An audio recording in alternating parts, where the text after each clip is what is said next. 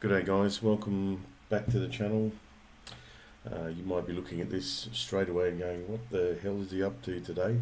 Okay, so something a little bit different. I'm just trying, I'm experimenting with creating some maps in Google Maps, personalized maps, but I'm also experimenting with doing some narration over things like maps and videos within videos.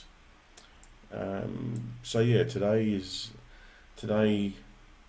this video is my planning, just me talking about and using Google Maps and a few other things, my planned trip to Ukraine next week. So for those that have been watching the channel and know I've been fairly passionate about the war since it started, because I've got friends in Ukraine that lost jobs, etc. So I've been helping them with money out of my own pocket to keep them going. I've also done a couple of fundraisers online to raise some cash, and I've been up to the borders, the northern borders with Romania and Ukraine, and the southeastern borders to drop off supplies for the aid agencies. So my next step though, I've been trying to get into Ukraine either by myself or with a mate who was planning to come, and we actually got up to the border, and night before, our contacts in Ukraine just said, look, the fuel situation is too bad, it's not worth driving because we don't know how much fuel you'll get, how long it'll take, so it's not worth the risk. Okay, so that said, the only real way to get in there at the moment is by train out of Poland. That's how everybody, I mean even Boris Johnson and a lot of dignitaries and that went in there did the same thing, you know. So if it's good enough for Boris, it's good enough for me. But yeah, so for those that are looking at the map geographically, this is Europe, the map of Europe, particularly Central and Eastern Europe. And if anyone has been living in a cave and doesn't know, Ukraine here is currently at war with Russia. Russia says it's a special operation. It's a full-scale invasion and war, make no doubt about it. And for those that might be even newer to the channel, I'm English, born in England, grew up in Australia, but I now live in Romania. I've been here going into my 6th year, so I call it home. I love it here. Don't plan to live anywhere else for the rest of my life. A whole range of reasons, but yeah, I'm in Bucharest. So down here with the little orange home icon with the flag on it, that's home for me. This is Ukraine and this is Poland. Okay. Alright, before I get into it, just a real quick little zoom in on Romania to give you a bit of an idea about how close we are to the conflict. So this is our southern border here, with southeastern border here for us, southern border for Ukraine, with Ukraine. So it's not that far from the capital, from Bucharest to the border. So I've been several times now from here, from Bucharest to this place here called Syria. Alright, so Syria essentially is it's a water crossing over the Danube River. You put your car on a ferry boat, or you jump on foot. You can walk across the border on the boat, and then yeah, so it's been very popular. Well, it was more popular for once the Russians moved back to the east, and it looked like Odessa, which was here, was becoming more of a target. We started to see a lot of Ukrainians moving through the Syria crossing, mainly the well-off ones to start with, the ones that had, you know, had a nice car and could afford it, you know, because there were a lot of Audis and BMWs and things coming across the border here. Alright, so I've been there a couple of times. The other border crossing that I've been to also a couple of times is up at Syria. So the Syria border crossing right here. That's the most popular one for refugees coming out of Ukraine into Romania. Whether they stay in Romania or go on to Poland, Germany, the US and other places is irrelevant, but this is the main crossing. So we've had over, I think it was 1.5 million people that have moved through Romania, and the bulk of them have come through here. And it's like a mini town now. The actual border crossing itself has yeah, just camps set up, aid agencies, for hundreds of meters up the road. Really awesome job. I made a video about it on my channel. Alright, so that's Syria. There's another crossing over here. Then we have Moldova. So Moldova took its fair share of refugees as well. Most of them moved from Moldova into Romania. Yeah. So my first initial plan was drive to Syria, drive into Ukraine a couple of weeks ago with my mate Ed, who came over from, he's from Denmark. He's Danish, but he lives in Georgia. So he came, and we ended up getting up there and deciding not to drive through because of the fuel. So we did a bit of a trip across the top end of Romania and back down. So he got to see a bit of Romania. And the other option was to drive around the bottom here, like I showed you. Drive around here, follow this road up past Odessa to go up toward Kiev. But again, a little bit risky because the roads there are really bad in that southern area. And also Odessa, Odessa's being targeted, not a hell of a lot, but you're still coming that way. You're getting close to areas that have had very heavy fighting and still toward the front lines. Alright, so decision was made. I've got to get in there. I want to get in there and see some places, buy some aid and deliver some aid. So how am I doing that? Okay, so I'll get to the point. Alright, so I'm flying from Henriquanda, which is our international airport in Bucharest, or Ottopen, as most of us call it. Just say, I'm going to Ottopen. Flying from there to Krakow in Poland. So here to here. Right. What are we looking at? I think it's about an hour and 20 minutes, hour and 30 minutes flight time for there to Krakow. Actually, I lie. Well, I don't lie, but I forgot I'm not flying direct to Krakow. I'm flying to Warsaw, then backtracking to Krakow. So I actually have to go Bucharest to Warsaw,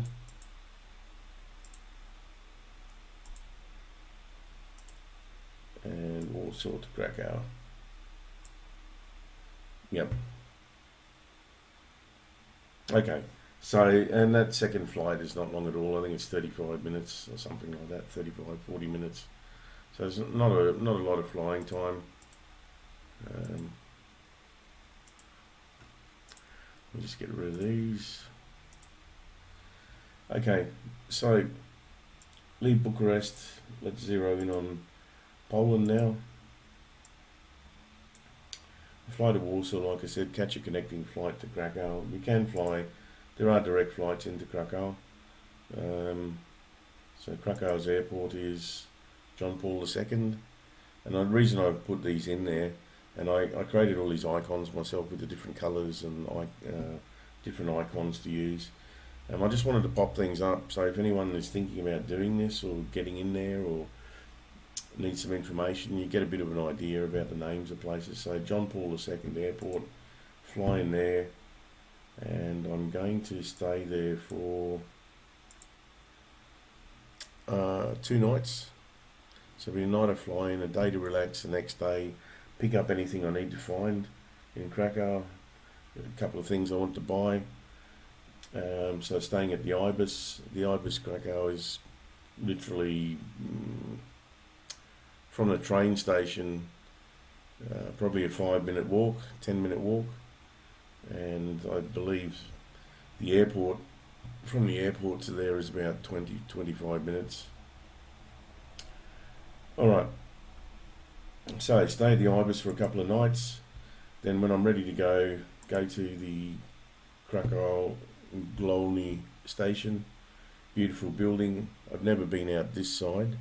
I've been to the station before when I went to Auschwitz, because it's Auschwitz is actually based in this little town here called Oswiecim. So I actually went to Krakow, got out of the train station in the mall. It's actually attached to the mall, went straight up to the roof, grabbed my hire car and drove to Oswiecim, and then drove back to Krakow. So yeah, nice beautiful station. stay there for a couple of nights, but this is now getting into the journey. Alright, so guys, I'm travelling straight through from Krakow. I have about a 45-minute break, hop on another train, and that train will take me directly into Ukraine and all the way to Kiev, without a couple of stops, but essentially a direct, no changes. So it can be done. There's other options, I'll tell you in a sec. Alright, so next step of the journey is to go from Krakow to this place here, which is a little bit hard for me to pronounce, but Przemysl Glowny. Nice, beautiful looking train station again, the facade. And to give you times, rough ideas of times, I have a little notepad here with some. Okay, so Krakow to Przemysl leaves at 5:50 or 6 a.m. roughly, gets in at 9:30. So looking at 3.5 hours. This is the name of the train and the company. So the company is PKP, and the train is the IC 83173. It's pretty much a daily train. It runs every morning, same time. Okay, so first leg, 3.5 hours, right from there to there. So I'll just get rid of that line, and now we'll zoom in on here.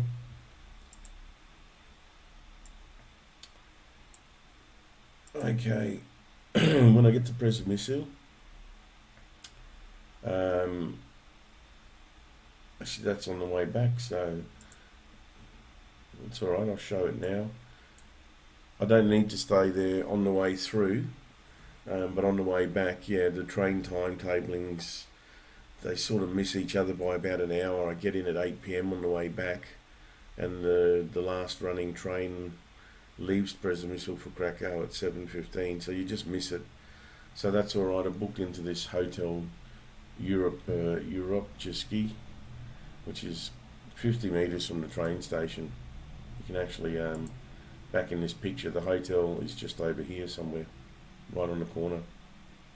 So yeah, nice and easy. Alright, so 3.5 hours. We get into Przemysl.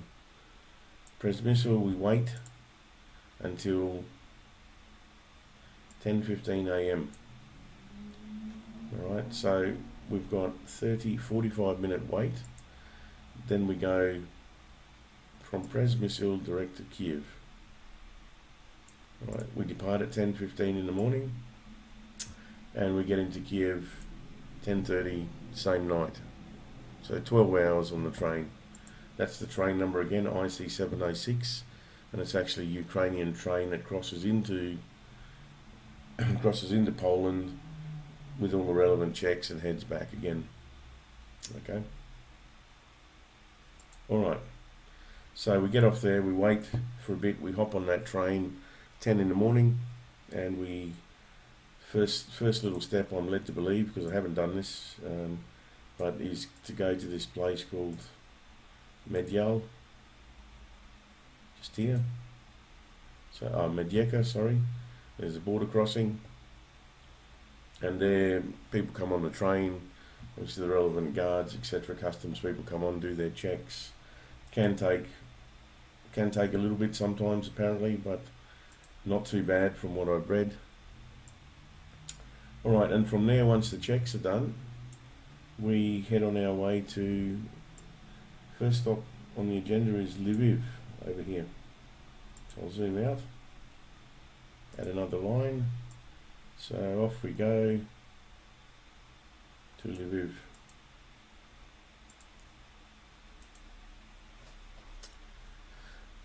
So we leave at 10, that gets in at 1, around about 1, so that's another 3-hour ride. So we've got 3.5 initially, now 3, so that's 6.5 hour ride already, just to get to Lviv, and then you've got another 12 hours after that. So you're looking about, 19 hours, 20 hours maybe with stops and things, and So budget up to 20 hours on the trains if you're going straight through. Alright, so we get into Lviv. That's the Lviv railway station. I haven't been there. I've mainly been in the east when I visited Ukraine. I've been to Ukraine a few times, but it's mainly in the east and central areas. So first time to Lviv. I'm looking forward to it. But like I said, I won't get to see much of it because it'll just be pull in, stop, pick up passengers, and off we go again. Alright, at this point I'll just give you some information. That gets in at 1 p.m. daytime. If you were a bit tired and you wanted to swap, have a break, you can get off at 1 p.m.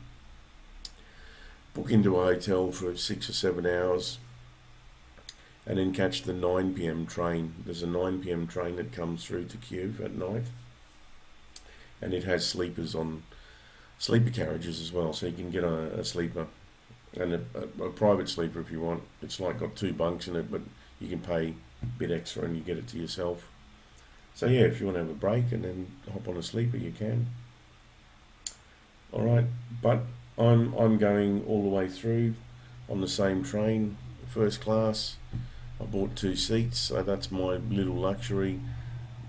You know, it's about works out $80, roughly $80 one way for 2 seats. So for 12-hour train ride, it's not too bad.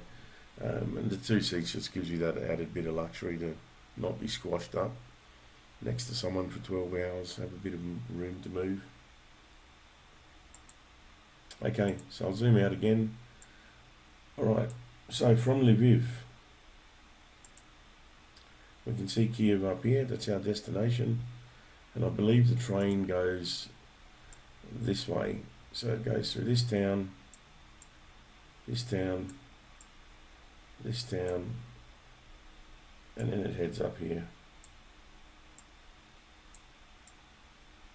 Something like that. Right, so 12 hours to get there. The trains are running at reduced speeds because of the crisis, the conflict, and that's purely so that the driver has enough time to scan the tracks ahead by going a bit slower in case of any damage, because you just don't know where the track might have been hit. And it's more so at night. The night train really slows down to check the tracks, etc. Alright, so we're going to centre in on Kyiv now. So just to give you a reminder, that gets in at 22:34 or 10:34 p.m. There is a curfew in Kyiv at 11, starts at 11 p.m. So I'd suggest getting in, sorting your stuff out pretty quick. Find somewhere close to stay if you haven't already got someone picking you up. So I chose to stay at this place called the Kyiv View Hotel railway station. And I said prior, being ex-military, you know, I'm always considering going into places where there's a bit of conflict or something, considering things like known targets, potential high value target areas, known areas of interest. And so yeah, I'm conscious I'm staying in a very nice tall building, and most of the buildings in the towns in Kiev that have been hit have been tall building blocks that have been hit by the missiles, and it's right near the main train station. So risk factor multiplies a bit, but yeah, it's one I'm willing to take at the moment. So that hotel, just to zoom in and give you an idea if you did want to stay there, it's not far at all. So this is the main station here. I'll just get rid of those lines. This is the main station, this is the hotel. So pretty much 300 meters max. Alright. These lines I put in earlier. I actually designed these as part of my map. Alright, so what am I doing when I'm in Kiev? Okay, I get to Kiev, I have 1 day's rest, and then the next day I'm straight out, and what I'm doing is I'm heading to some places.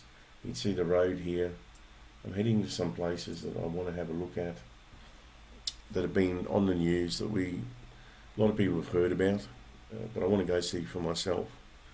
Part of the reason I want to do that, one is to make content for the channel, to get the story out to the world again.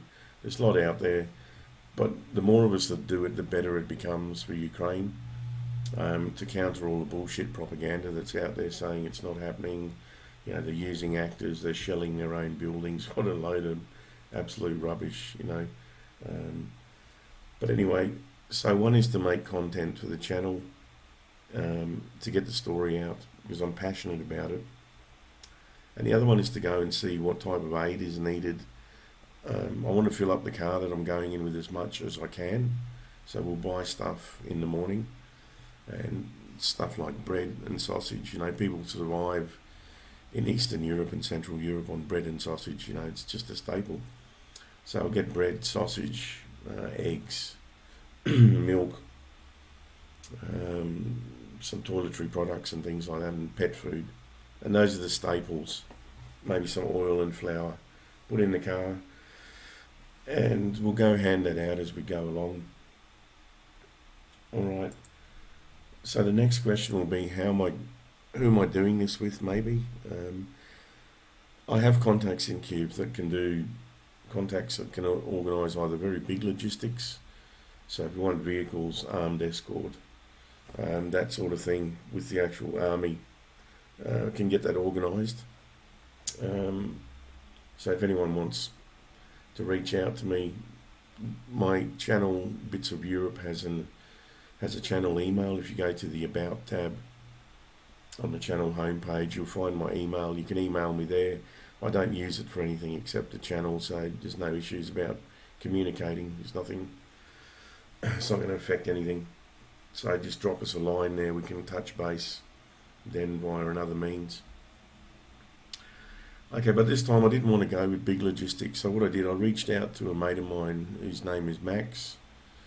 Max used to be a private tour guide to Chernobyl, taking people from all over the world on one-on-one tours to Chernobyl. So very knowledgeable, a lot of contacts, a very patriotic Ukrainian. So I reached out to Max and just said, mate, I'll be in Kiev in a week's time. Do you know a good fixer? Because that's what we call, you know, people that organise stuff like this, called fixers. And I said, do you know a fixer that's willing to just do one-on-one?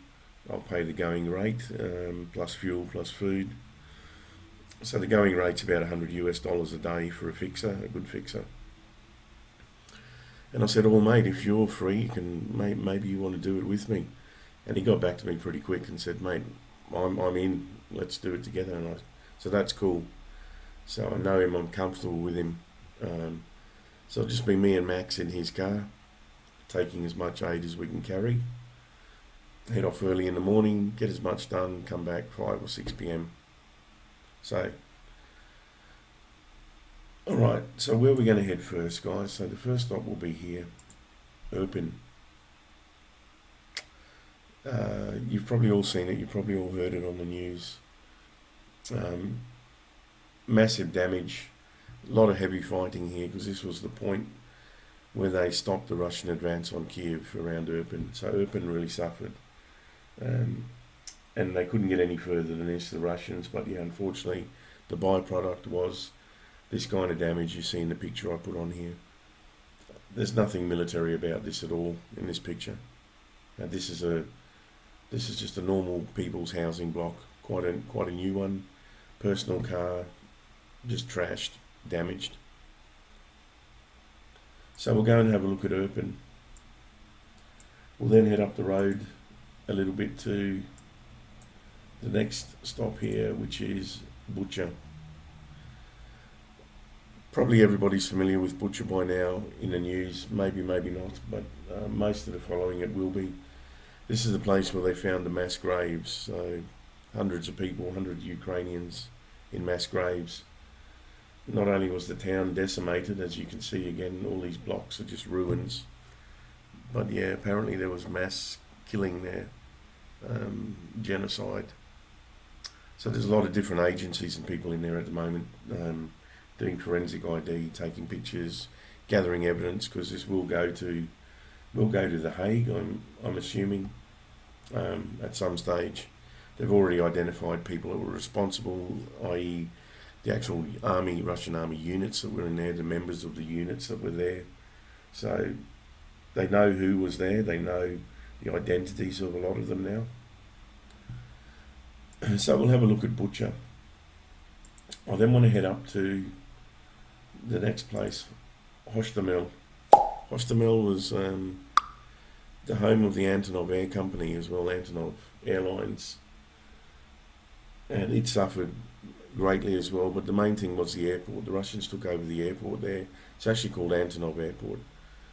And they took it over, destroyed all the planes that they could find on the ground, left a lot of mines and booby traps and things. And the absolute irony of this, and the crazy thing is, all these beautiful transport planes in the Ukrainian colours from Antonov Airlines that were proudly Ukrainian, these were involved in humanitarian missions around the world for many years. You know, they've been flying non-stop, flying aid into Africa, flying relief to, you know, quake victims in Nepal and things like that. Only to have this stupid dumbass Russians destroy it. So this is the beautiful AN-225, the Mria, the six-engined beast. There's only one of its type in the world, but you can see it's lying there in ruins, just blown up in its hangar. So we'll go and have a look at Hostomel and hopefully maybe get to the airport here. So this airport marker, that's the actual, as you can see, Antonov International Airport. So I'd love to get in there and see the damage for myself. Alright, but anyway, then we'll backtrack down the road and then we'll head to the west. And first place we're going to go to is this town here called Borodyanka. Sorry, I just get a little bit emotional talking about this because I've been so heavily vested in it personally. It's just taken a real sort of toll, and being ex-military, I just feel like I need to do more. You know, if I was fitter and didn't have all my injuries and carrying a bit of extra weight, you know, there's no doubt I would have gone in there to do more. And most people that know me know I'm like that. When I commit to something, I do it. So I'm helping in other ways that I can help.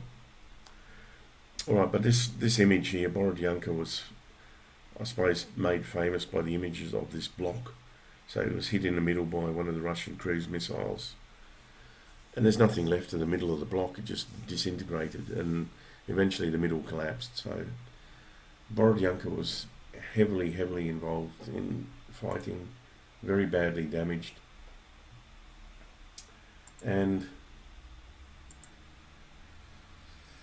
yeah, again, it was a staging point for them trying to get through to Kiev. So it's at a crossroads. You can see there are quite a few main roads that come in there. So it was a critical area for them to take.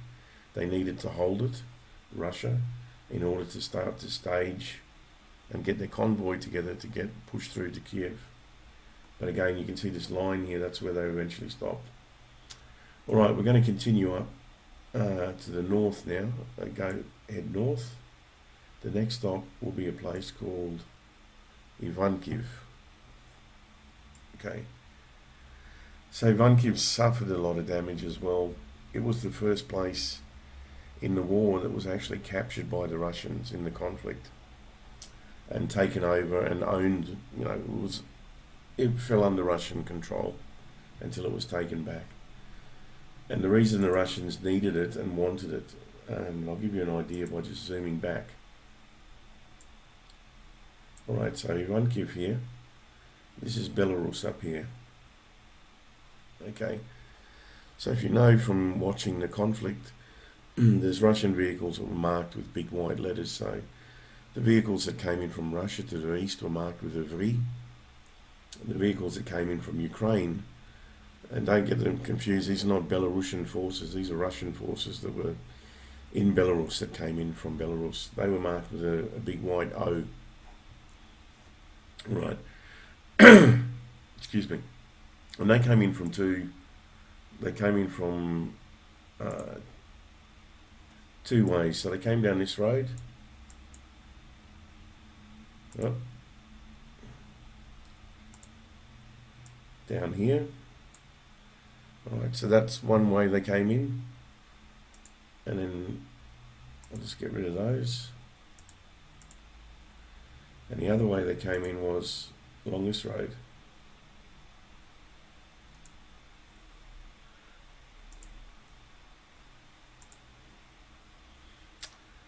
So this is where they came through Chernobyl and took over Chernobyl and the nuclear power plant when they were coming through.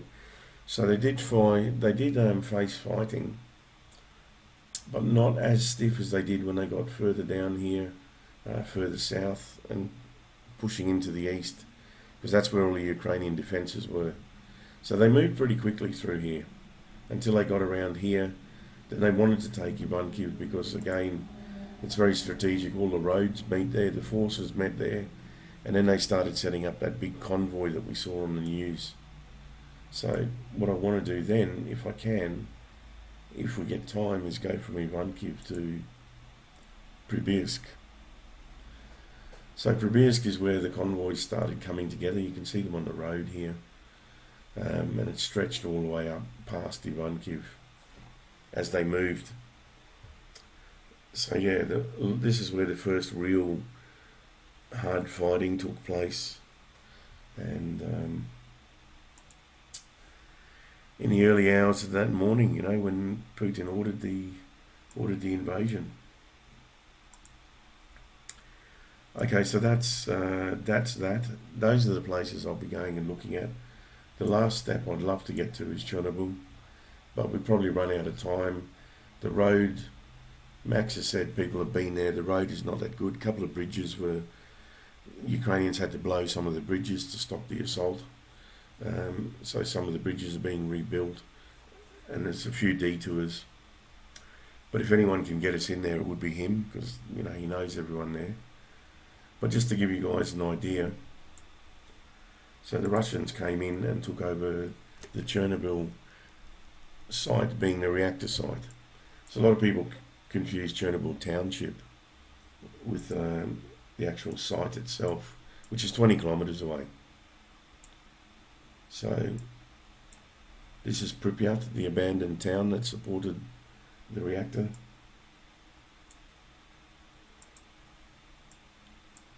And then, oh, where are we gone? Where's the reactor gone? Where have we disappeared to? Should be on this edge of the river here. Here we go. So this is the nuclear power plant, Chernobyl. So the Russians took it over. They secured it. They locked everyone in the basement in one of the nuclear bunkers. And then what they decided to do was we need to control the area and dig in somewhere so we can live. So this area is all very industrial around the plant, a lot of pipes, buildings. So they found the first open paddock that they could, and they started digging trenches and settling in. Little did they know that they were digging into the Red Forest. So the Red Forest is one of the most highly contaminated areas that still remain around Chernobyl. And people just don't go in there. When I was there with Max on the one-on-one tour, we were driving along this road, and he said to me, Dylan, don't put the window down, I'm going to drive pretty quick, but just put your Geiger counter or your radiation meter up to the window and let's see what happens. So as we got closer to it, and we were driving quick, 70 k's an hour or something on those roads, and the meter just started screaming. The meter was going off, went mental. That's in a car with the window up moving. So what the Russians were doing was actually digging into the ground in here, meters down, exposing all that radiation that had been sitting under the ground, gradually getting lower and lower over the years. So they brought that all to the surface, contaminated themselves, contaminated their vehicles, yeah, just absolutely. So they obviously had no idea why they were there, what they were doing, or the significance of the place, you know. Amazing. Alright guys, so that's my plan for the trip. I've shown you the areas I want to go have a look at. And the last thing I'll just touch on is, I'll obviously have to backtrack the same way. So I plan to do it exactly the same. Kiev, back to Lviv, back to the border, back to Krakow, and fly back home to Romania. Last thing I wanted to show you though is people are like, where's the fighting now? And big questions of what's safe, what's not safe. Okay, the west of Ukraine, from a line, say a line west of the Kiev city itself is divided by the Dnieper River, which is this running here. So anything sort of west of Kiev now is considered, west of Kiev this way is considered safe-ish. That said, Lviv has been hit by missiles consecutively over consecutive weeks. They actually got struck again yesterday or the day before. So that's Russia's way of just saying, doesn't matter where you are in Ukraine, we can still touch you, which they can. There's nothing to stop them tomorrow just saying, bugger it, we're just going to flatten Ukraine, and they start launching missiles at everything and hitting airstrikes everywhere. But anyway, we hope it never gets to that. So yeah, anything, if you were to take a line and draw a line sort of down here, then anything over this way is considered safe. Right. Anything over this way, you start to get into the danger zone. So the closer you get to Dnipro, we know there's been a lot of fighting, obviously, around Mykolaiv, Kherson, that's all come under heavy fighting. So anything in this sort of, this arc around here,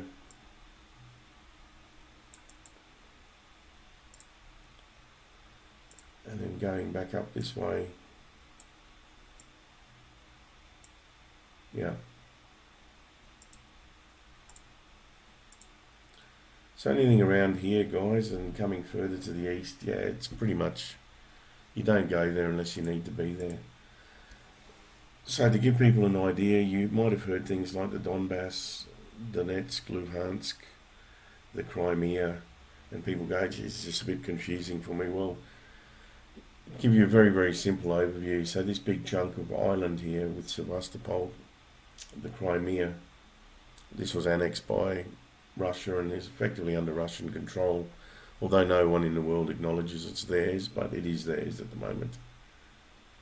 For the last 8 years, these two republics here, Luhansk and Donetsk, they've set up their own Luhansk and Donetsk People's Republics.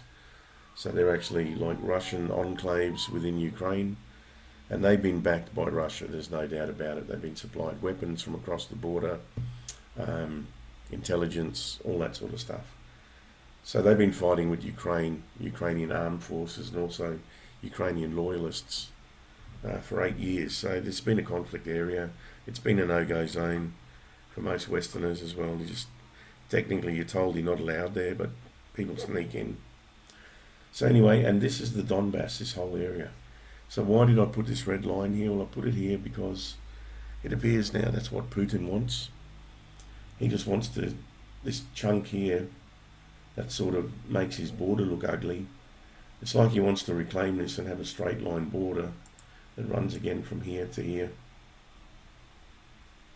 So he takes, another fifth of Ukraine's territory.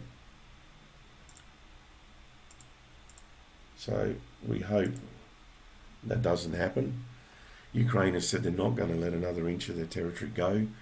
Russia has said, we want the Donbass, that's it. So it could go on forever. So at the moment it looks like, from what I'm hearing today, Ukraine has just started to push back a little bit here on this northeastern area.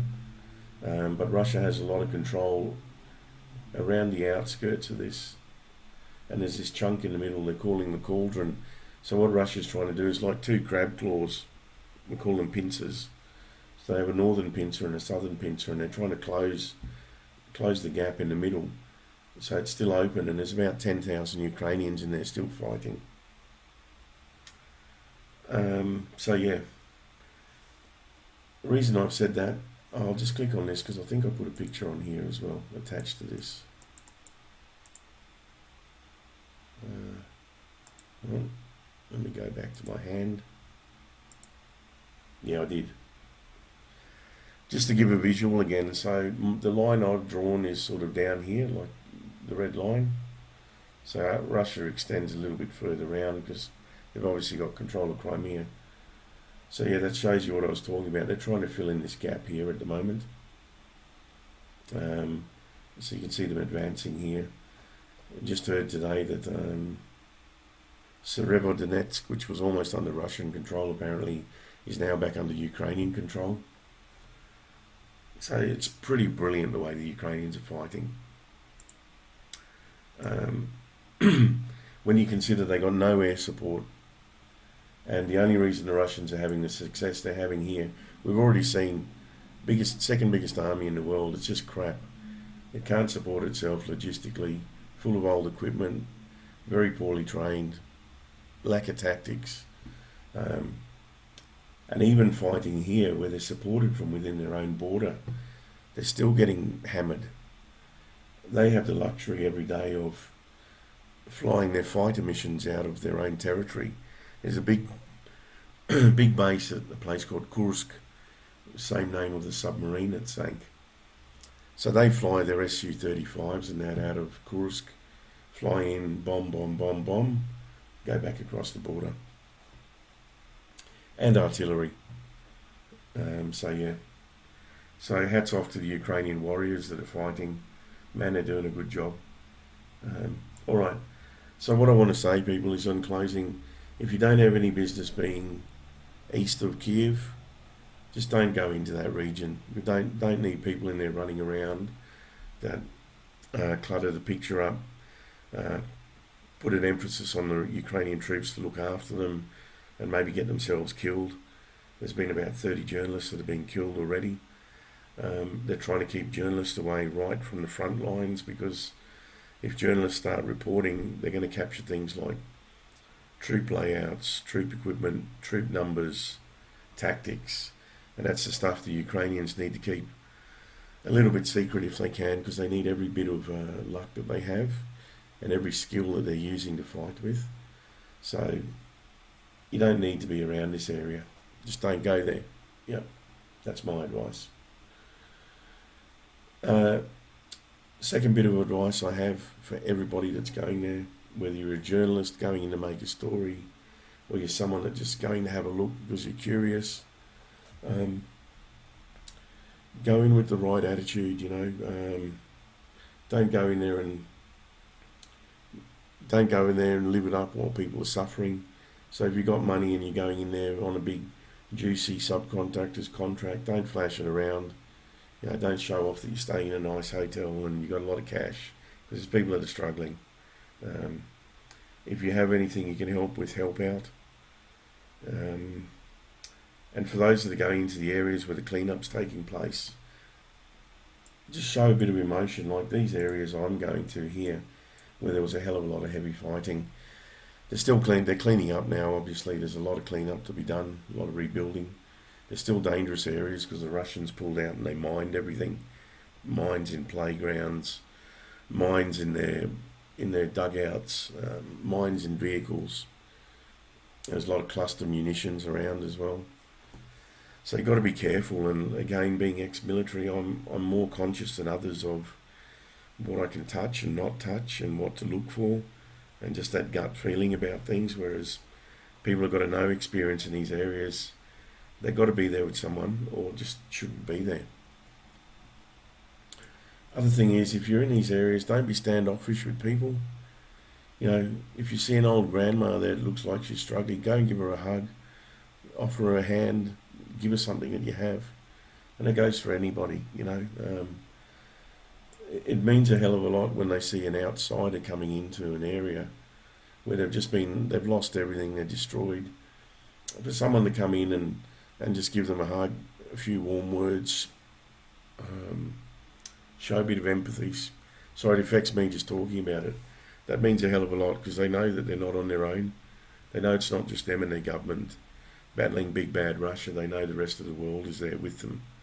So, go and try and show that to them. Don't worry that you can't speak Ukrainian. It's comforting for them to hear foreign languages. That's what I mean. If you're speaking in pure English or Japanese or African, whatever your language is, for them it's almost comforting because they know that there's other people that care, that are there to help. And give whatever you can. That's all I can say, guys. What I would also encourage is you try and contact the aid agencies on the ground in Ukraine. The bigger agencies, look, they do a hell of a good job, but 40% of some of their income goes to supporting their own operations. So I'm just going to bring up one more site. So this site here, guys, this used to be like a tourist site, but it turned into more of a war page, information page for Ukraine. So if you want to know anything about what's going on, how to donate, subscribe to this. Travel information. So border crossing, just put in the country you're coming from. It'll tell you exactly what you need. So I'm coming from Romania. Tells me there I don't need a visa. I still have to have a vaccination or the PCR 72-hour test. And the important thing, don't forget, you've got to purchase COVID-19 insurance if you're travelling to Ukraine. You can just click here off this site and pay for it. It's only a few euro, €5 or €10. But here we go, so all the latest news. Yeah, it's a very good site. The other last thing I wanted to show you is for those train reservations for any of the Romanian train trips. Polish train trips. I use this site, the PKP or ICCC, PKP. They run a lot of the high-speed trains, the Pendolinos and things. They're a very good company. So I book all my tickets through them. Just make an account, book and pay. You can choose your seats, etc. For the Ukrainian connection, this is the Ukrainian official government website. So this is the hyperlink up here. This is the site. And again, you can just choose. You can choose your carriages, your seats. Very, very easy process, no problem. Okay. And the very last thing I want to show you is, if you haven't used Flight Radar before, the program that allows you to track flights around the world. This is it. I subscribe, so I'm a gold member because I love using it. I use it for my work. I use it for out of work as well. But there's a lot of information you can gather from this. But just have a look at this at the moment. So Ukrainian airspace empty. No planes. Belarus pretty much empty. The only planes you find flying into Belarus are either Aeroflot or the Russian airlines, or the Belarusian flights, or the Chinese airlines that are just crossing their airspace. But nothing flies over Ukraine at the moment. But look at the air traffic everywhere else, and here, wow. The other thing I love doing about this site at the moment, just to show you how much Nato and the West are ready to pounce, and I mean, we're ready now. Russia needs to know that if it wasn't for their nuclear threats, we probably would have been in there and absolutely smashed and annihilated the force that's in there at the moment. NATO is 3 times bigger, both in manpower and technical power, than Russia, and they know that. That's why they're making their nuclear threats, because that's all they have. But anyway, we're ready to go. So if I click here, one of the functions on Flight Radar, you can look at the most tracked flights. What are people watching at this point in time? And they're all live. And you can pick out the military ones. Actually, I'm not even going to go to here. I'm going to try and pick one out visually because I know most of them. So we know at the moment this is called the eastern flank of NATO. So Romania, Hungary, Slovakia, Poland, up into Lithuania, Latvia, So this is where we're concentrating the force build-up. Hell of a lot going on in Romania. We've just had so much activity here, weaponry coming in, flights, etc. So I'll try and pick let me see if I can see one visually. Something that's doing circuits at the moment.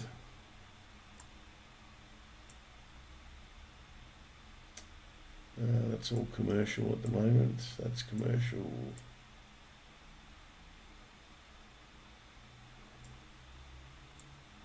Commercial.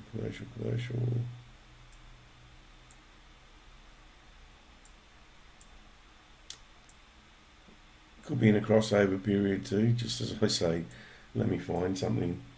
Everyone goes quiet.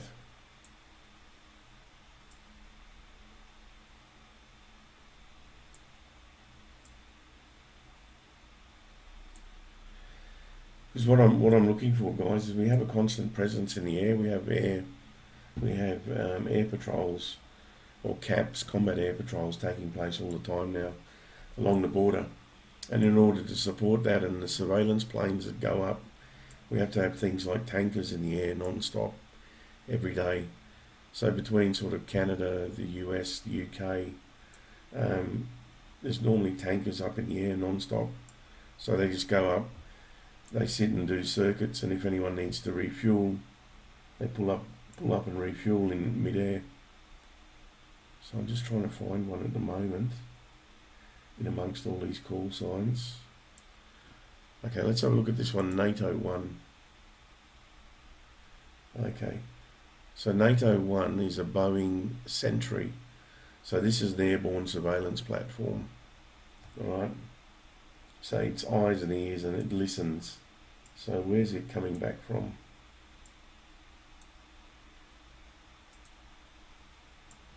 Okay, so it's been sitting in my home country now. It was sitting in Romania doing laps down around that border area I showed you. So what it's doing, it's keeping eyes and ears not only on the border, but it'll be listening and watching what's going on with the Russian fleet in the Black Sea. So it's looks like it's come off post and it's returning back. What else we've got here? Hobo 18. Here we go. Couldn't even see this. Okay, so Hobo 18, a KC-135 Stratotanker. So that's a US version of the old 707. You can see they're 61 years old, these aircraft. Amazing platform. But yeah, they're an air-to-air refueler as well. So it's just sitting here over Poland doing laps. And it'll sit there for as long as it can fly and do laps and refuel people that need to refuel fighter planes. You won't see the fighters pop up on here unless they turn their transponders on for obvious reasons. So it's sitting there. I wonder if we've got anything else up at the moment. I don't think so. Looks to be the only tanker up in the air. Yeah. Okay. Anyway, guys, back to my map. Thanks for watching. I don't know how long this is going to be. It's a bit of an experiment, a bit of something different as well. I'm just going to put it out there on the channel as Ukraine, planned trip to Ukraine or something. And then you'll get more footage off me in the coming weeks once I go and get back. I'm going to try and document the whole trip. It's going to be a good one. Alright guys, thanks for that. Have a good weekend. Take care, stay safe.